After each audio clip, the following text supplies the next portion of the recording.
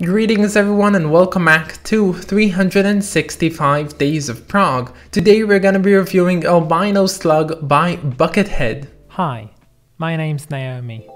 I'm an avid progressive rock fan, but I'm a long ways from knowing all the prog albums out there.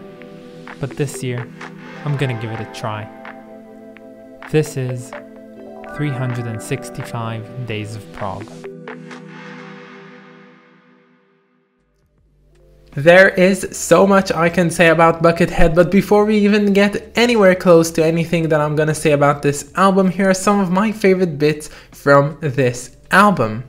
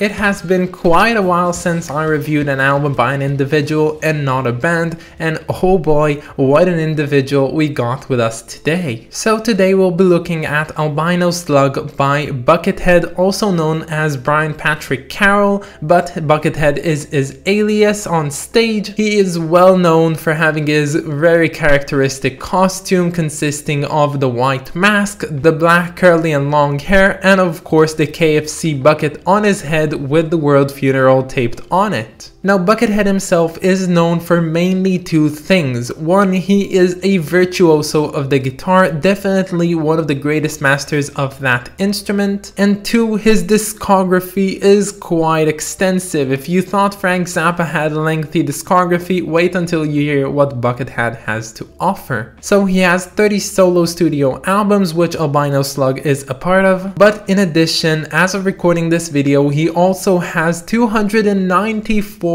albums called the Pikes. He did the Pike series. He's still doing them actually. That's why I'm saying as of this video. They're basically mid-length albums which he releases every now and then, and they're pretty good actually. Add that to his countless collaborations with various artists, one of them even being Viggo Mortensen that played Aragorn in The Lord of the Rings, and you get somewhere almost about, I think, 500 albums to his name, which is mind-boggling. You know, back in 2015 he actually made 31 albums each day for the upcoming Halloween of that year, and when I think about making these videos dailies, I try and remind myself that there was a time when Buckethead actually made a full album each and every day. And yes, while they might be less, you know, on the quality side, they are still pretty great, very much relying on his abilities on the guitar. So as you can see, this is no ordinary man we are dealing with today. This is definitely something different. Now the album we're listening to today came out in 2008, and I believe that in that year Buckethead only released 2 albums, which is nothing compared to what he would come to do,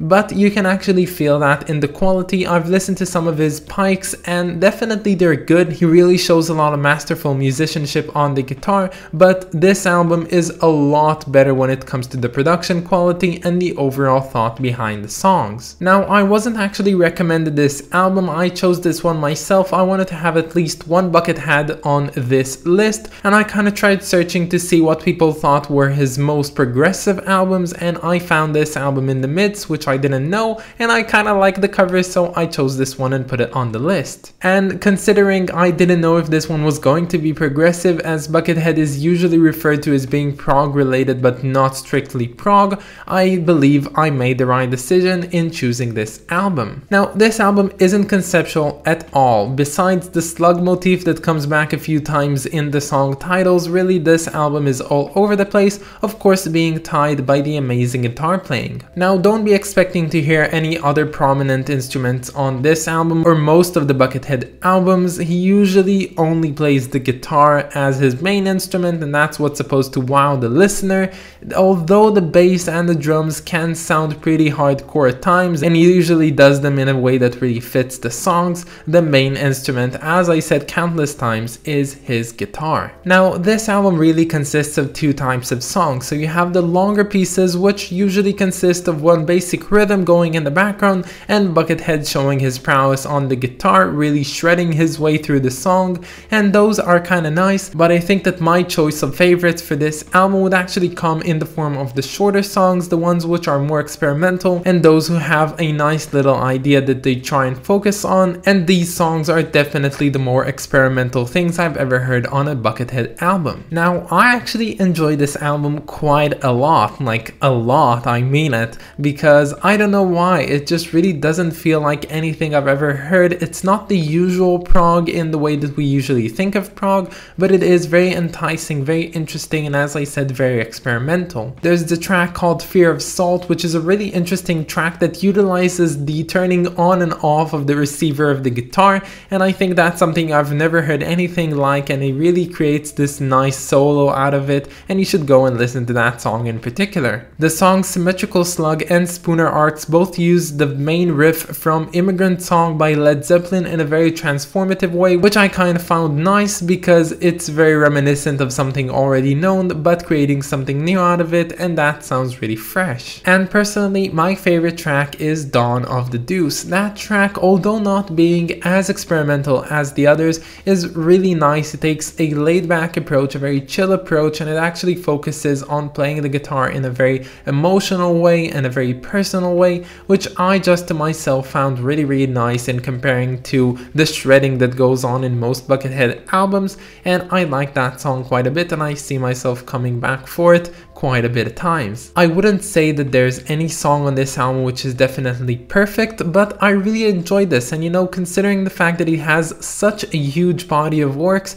it's really hard sometimes to know what you're gonna get and if it's gonna be good, but this album really goes to prove that before he got into making albums on a daily basis, he created a lot of things which were really well put together. This album might not be my favorite Buckethead album. I think that title goes to Population Override, which is another album by his which is definitely more progressive than this one, but still, this is one to remember.